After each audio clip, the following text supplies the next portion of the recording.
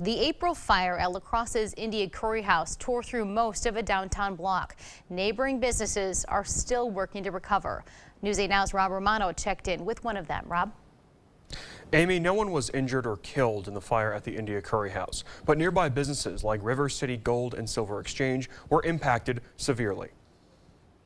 It's just devastating. Brad Bowman of Waukesha has a friend who once lived in the apartments above the India Curry House restaurant in La Crosse. He says his friend lost everything in the fire on April 28th. He lost all of his stuff. I can't imagine how terrible that would be. Tony Piazza is the general manager of the River City Gold and Silver Exchange on South 4th Street. He's also general manager of Designing Jewelers next door. He remembers the fire on April 28th. Our buildings were filled with smoke. Fire department wanted to get into the basement of our building, and thankfully they were able to save our building. Right now, the River City Gold and Silver Exchange is set to be condemned, but Piazza says it's not actually being torn down.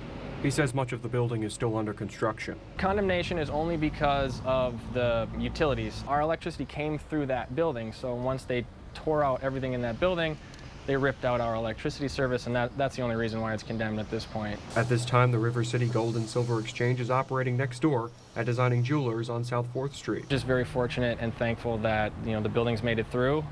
They're very important to us, and they're very important to the community historically. So we're just thankful for the fire department. Assistant Chief with the La Crosse Fire Department, Steve Cash, credited a brick firewall from preventing the flames from traveling even further down the block. Now with the building down, you can see the big, heavy, thick brick wall that's between them, and those are designed through code when there's construction to purposefully stop a fire in case there is. Meanwhile, Piazza is just glad no one was hurt. He has an optimistic vision for how he wants his businesses to look after remodeling is complete. Basically one giant showroom would be half coins, and then on that side, and jewelry on this side. Now, Piazza did not have any comment on the financial or insurance aspects of what he's going through at this time. Amy, I'll send it back to you. All right, thank you, Rob. And the La Crosse Fire Department told us today they are done with their investigation. However, they could not determine the fire's cause.